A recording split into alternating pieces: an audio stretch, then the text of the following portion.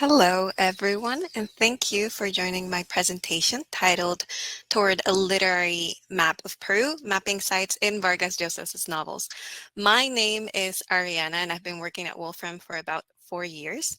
What I wanted for this conference is to merge two fields that aren't naturally associated together, as is the case with literature and computation, to be able to explore the possibilities with both areas. So I'm not a programmer, but I have a background in sociology and I know the basics of Wolfram language, but I needed some expertise to actually make this idea into reality. And so I want to give credit to Danielle Sanchez, who also gave a talk earlier today at the conference and was the one who developed the code for this project. He also guided me through what was and wasn't possible with Wolfram language. As it turned out, a lot was possible with Wolfram language. So having said all this, let's now talk about what this project in the long term is about. The goal is to create a comprehensive literary map of Peru based on every location mentioned in any novels published in Peru about Peru. And so this can allow us to envision what Peru looks like from different perspectives other than our own. And if we take a look at older literature, especially if we study the literary production of overlooked authors, we can reveal aspects of our history that remain unknown to official records. We can almost sort of see how the built and natural environments have transformed over time in our cities, along with the feelings associated to them. And a map like this can serve multiple purposes. First, just entertainment. If you want to find how your favorite author describes your city, or you want to retrace the roots from your favorite novel, you can do it. But more importantly, I would say, is its academic potential. You can study literary trends by author, region, period, and in my opinion, the thing I'm more interested in is its potential for social commentary. We can examine at large scale which places are mentioned the most in our literature and which ones never are mentioned in novels. We can see how the capital is described by someone born there versus an immigrant, or by someone who speaks the language versus someone who speaks Quechua or Aymara, and see and think and ponder, is it described as exciting or bohemian, exclusionary and dangerous? So those are the possibilities. However, after all this description, as I said before, this is the long-term project and we have to start somewhere. So that somewhere for this conference is choosing an emblematic author to Peru and studying him. In this case, that is Mario Vargas Llosa. Before I talk more about him, I want to position this project into a larger landscape with previous and current literary maps, because this isn't the only one to exist and you will find them online. You can actually trace back the term literary geography to 1904, um, when the term was first coined by William Sharp, when it was first coined in 1904, and you will see controversies to when it first originated. But more recently, if we want to see the efforts that are now being made merging literature and cartography specifically, we have two big examples that you can categorize into two distinct areas.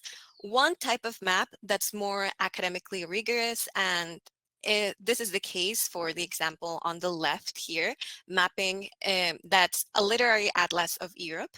This project merges literary theory and cartography and studies both fictional and real spaces. It is, of course, focused on Europe as well.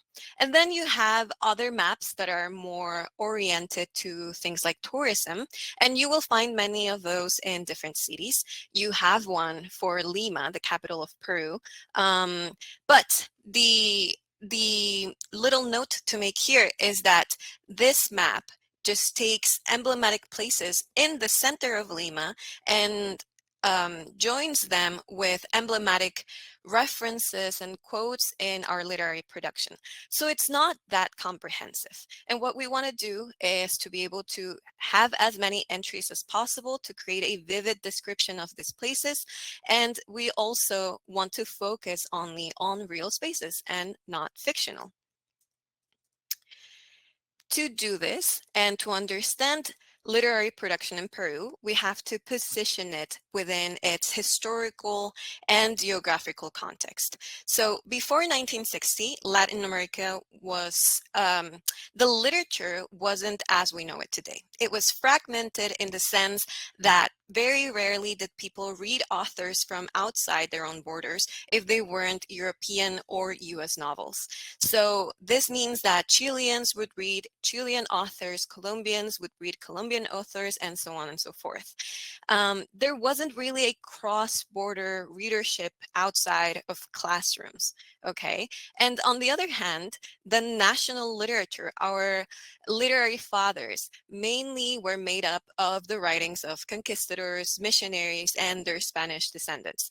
So there wasn't really a regional literature that we and the rest of Latin America would recognize as our own. But this changed during the 60s and 70s with a literary and editorial movement named the Latin America boom, the Latin American boom, where a group of novelists became widely circulated around the world, and in large parts, their works were among the first to ever be published in Europe from Latin America.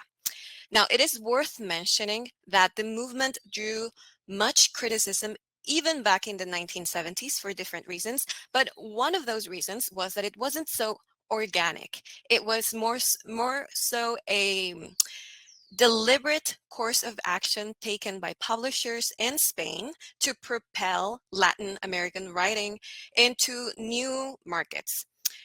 And it worked. It is often said now that our literary classics come from the boom. And you will find many authors associated to this movement, but the four names that you will always find when researching it are Carlos Fuentes in Mexico, Gabriel Garcia Marquez, also winner of the Nobel Prize in Colombia, Julio Cortázar in Argentina, and of course, the protagonist of today's presentation, Mario Vargas Llosa in Peru. If you want to learn more about him, you can do so by looking him up in Wolfram Alpha. This is where I took this information. He was a novelist. He was born in Arequipa, and he passed away this year at 89 years old. Now, he won the Nobel Prize in Literature in 2010, and to this day, he remains to be the only winner in Peru to do so.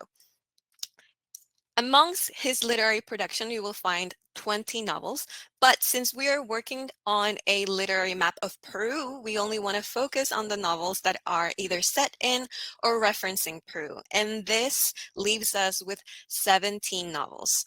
17 novels that together make up a little over 3,000 pages combined. And here I have a graphic that organizes the titles in Spanish by alphabetical order. The height of each bar corresponds to the amount of pages each of them have. And you will notice that only 2 bars are in color. This means that I've only processed these 2 books out of the 17 so far for this conference. You have the titles translated to English to the right. And if you see, I have processed so far The Neighborhood, published in 2016, and Conversation in the Cathedral, published in 1969. Together, they have around 470 pages. And just as a spoiler for what we're going to be looking at next, from those only 470 pages, we already get over 16,000 references to real locations in Peru. So that's pretty exciting if you ask me. But how did we get to this number? So the pipeline for the project, I've divided it into three stages, sorry. The first one is where we prepare the data and scrape the locations from these novels. The second one is where we put a lot of elbow grease to curate the probable locations that were extracted with the code above. And finally, where we take all of those places and we put them on an interactive map. And so now let's see step by step what all of this entails. First off, we want to start off by selecting the files that are relevant to us. That means the 17 out of the 20 novels by Mario. Then we want to clean up each document. And what this means, I have an example here of the first novel that I processed, is removing anything that doesn't have to do with the story itself. That means removing the copyright and cover pages, you remove the introduction, you take off the prologue, a preface if there is one, epilogue, etc. And you are only left with the novel itself. And this is done so that the code doesn't accidentally extract locations that are that are mentioned in those other pages. This is an example of what it looks like for the first book, as I mentioned. Now, the next step is simply importing those 17 pages onto plain text to Wolfram to Mathematica. And once you do that, you are ready to take on the next challenge. Here we have 3 different paths, okay? And I'll explain each one. The first one, which is the one that we took, is identifying linguistic patterns in Spanish that can interpret probable locations from a text and writing code with that. The other 2 approaches require using AI, for example, an LLM. And we did attempt to do that, but it left out many obvious locations from the samples we provided. The third approach would be to build a neural network that can predict locations from a text, but this is more complex. In the future, the better alternative would be to follow a hybrid path, but we wanted to start with something that could be more precise and attainable first. So this is where we start creating our code. First off, we want to establish stop words to reduce the noise so that our code only picks up meaningful words. After we do that for the stop words in Spanish, we want to set linguistic patterns. What we mean by this is set the list of rules for the Spanish language that could indicate what these locations could be. I have 2 main groups here for what we can do next. So we can first start establishing place indicators, and these include adverbs, which in English would be things like words such as nearby or there. And you can also include prepositions such as in, on, at, under, behind, through. Okay, now, of course, since all of this is a project for novels in Spanish, we have to do them in Spanish. And we have to take into consideration that Spanish is a gendered language, which means that it distinguishes the masculine from the feminine forms in adjectives, articles, and nouns. So each indicator here has to account for both genders in singular and plural forms. So for example, in English, if you were to say to the, in Spanish, you have to account for a, al, a la, a las, a los, and etc. for all of the indicators we just established. The second thing we have to do in case there are certain places that aren't introduced in the text with those indicators are using normalized place nouns such as hospital, bar, I opened the first one. Hospital, bar, church, cathedral, avenue, etc. Once we have all of that set up, we can proceed to extracting the locations. And the rule we established was to identify capitalized words appearing 2 to 3 words after a place indicator, the one that I just described. And this is this is because usually capitalization can indicate proper nouns. And in this context, proper nouns together with the place indicators and place nouns can often mean real locations that we can verify exist and find coordinates for them. Now that we have that established, I have an example here. This is in Spanish. Again, the code was written in Spanish. And this is a sentence taken from an actual book by Mario Vargas Llosa. Uh, we decided to run it, and it only recognized one place, which is accurate, and it was New York. But I wanted to give a live example of how this could work with another very simple sentence. So we write this, and I want to write something like, me, Ariana, goes to the bus, goes to a certain avenue and takes the bus.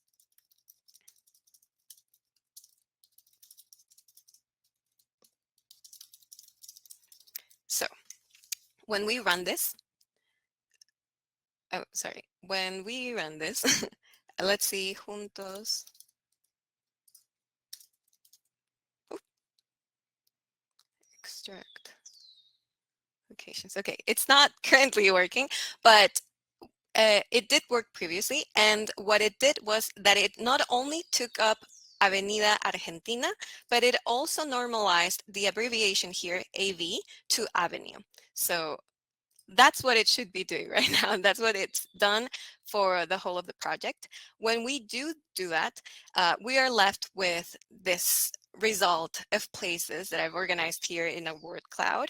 And this is before curation. So it means that there can be words, and there are words here that aren't actual locations, as you will notice here, like Navidad, which means Christmas. You have an article, you have the word God, you have virgin, and but even with these mistakes, to me, it's outstanding how many of the locations are many of the results are actual places. That's what we wanted.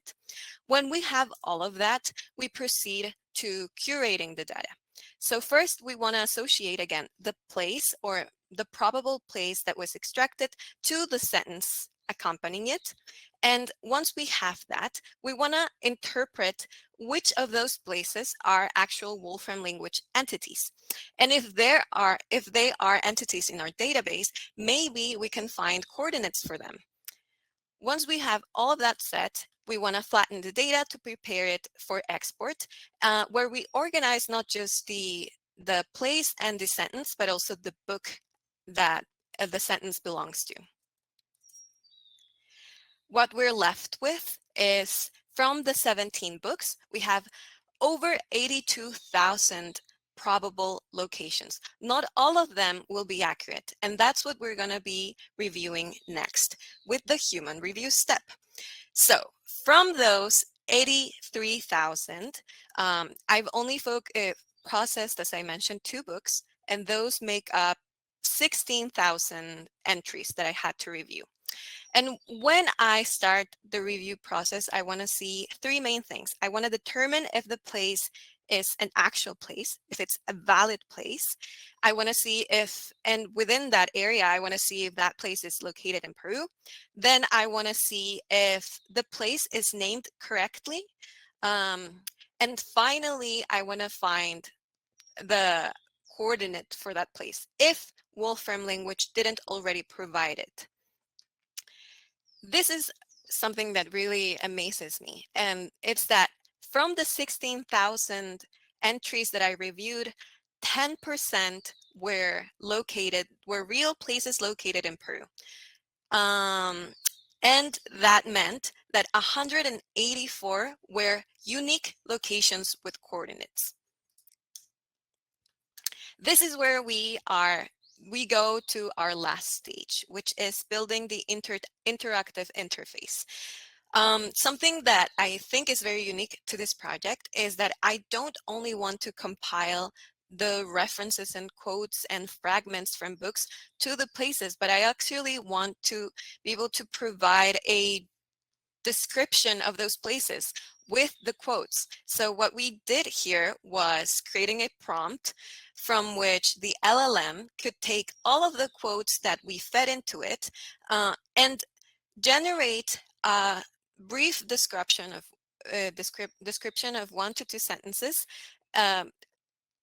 explaining how this location looks like, what the feelings are associated to it, and so on and so forth. So here we have an example that I do have translated.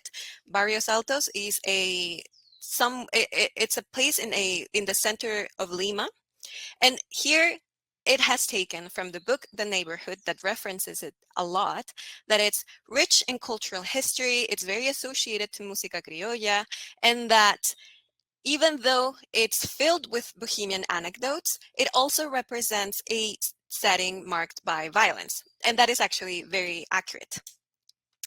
Finally, we get to building the interactive map that I will be showing right now. This is just a picture, but this is what the map looks like. So I have it for all of Peru, and then I have a zoom in Lima.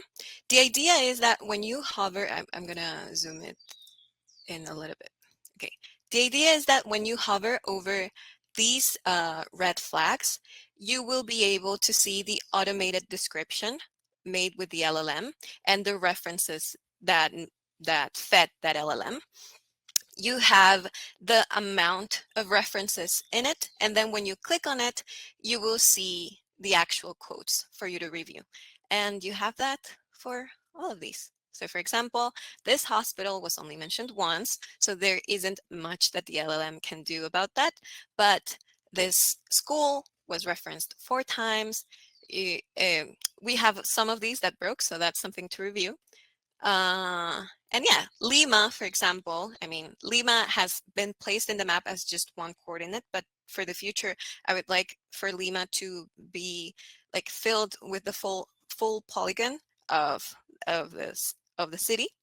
But we have all the, I think it was 150 quotes referencing it from both novels that we reviewed. So that's, okay, no, I'm not going to close it. That's what the map looks like now. And I just want to give some final thoughts to this presentation. First, this is a project that it was conceived around 2 years ago. And it wasn't until the summer school of this year that I decided to take a chance on it. And since doing that, I've received different invitations to participate in events here in Lima to present this project. So I'm very excited about the interest it's raised. I've been getting recommendations for other authors to do next. Just in the chat over here, someone is asking about Jorge Luis Borges, who's an Argentinian author, so that wouldn't be within the scope of this project. But my even more long-term goal would be for something like this to be able to be applied everywhere, especially in Spanish Latin America.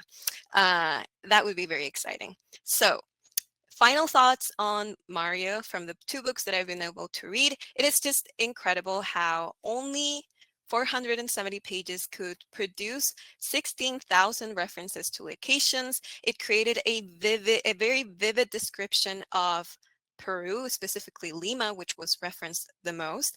And that makes sense because Mario Vargas Llosa has a background in journalism, and a lot of his novels are very closely resemble chronicles. So that is something that we are able to interpret from the map and from what we know about Mario. If you have any questions or comments or want to make any recommendations, you can contact me at my email or my LinkedIn. And I want to now look if there are any questions or comments. What surprised me most, Sabrina asks, what surprised me most about Wolfram Language during this project? I was very surprised that I could use it at pretty much every stage of this project. Again, I know the basics of Wolfram Language, and through this project, I'm learning even more. I took the elementary introduction in Wolfram Language course that we provide, and that, along with Danielle just guiding me through this whole process, has like really made me understand what not just the possibilities and the applications are for Wolfram Language, but also just like what the scope is, like how we can use it for other areas that aren't as traditionally associated with computation, like literature. So that was pretty amazing. Yes, Rohit is asking if I can share my notebook. I will definitely do that. I also want to publish this in Wolfram community, so so be tuned for that. And thank you, Elizabeth and Christian, for your support in the comments. I'm very excited about this, and I intend to continue on this project. I think this is something that can be done for a very, very long time. Thank you. Oh, I have some other questions. I Tadeo asks, I'm curious, have you met anyone who's done anything similar in linguistics using Wolfram language? Awesome project and presentation. Thank you. Okay, so I haven't met anyone specifically doing things like this, but in the summer school, I had access to many people that were very knowledgeable in our language and that did very, very cool projects that were associated to art and history. So mainly what I did then was just like getting feedback. And what amazed me was how they could envision even more possibilities to what I originally wanted, which was a bit more of a conservative map that I just didn't think it could have such big, um, such different paths, you know? And so like really that was possible because I was able to talk to a lot of people that knew a lot in the summer school. Okay, so Danny asks if walking tours of Lima based on the books of Mario are common. Since Mario passed away this year, there are like many of these attractions are more popular, I would say. There are tours specifically, I know about Cesar Vallejo, who's another very emblematic author in Peru. Haven't heard about one from about Mario, but I wouldn't be surprised if there was one. And I do know friends who, when talking about this project, after Vargas Llosa passed away, they actually recreated the route in the second book that I reviewed, which is Conversation in the Cathedral, the full route. And anyway, that was one of the examples that I provided during the presentation. Sebastian asks, does the complexity of the projects increment if the author writes about regions other than Lima? Yes. Why? Because most of the entities that I found that we had in Wolfram in our Wolfram database, it was more likely for a place to be correctly identified if it was in Lima. It wasn't always the case, of course. For example, there was one case where Barranco, which is a very popular district in Lima, was not identified to be from Lima, but from Panama. But it was more common for places outside of Lima to be incorrectly identified or not identified at all. So yeah, that was a good question. And that's part of the social commentary that I was mentioning before. Let's see. Thank you, Sabrina. If there aren't any more questions, I think we can wrap up this this presentation, but please do be sure to contact me if you're interested to talk more about this and if you have any ideas. I do want to say I have plans for improving the code, so stay tuned for that. Thank you. Bye.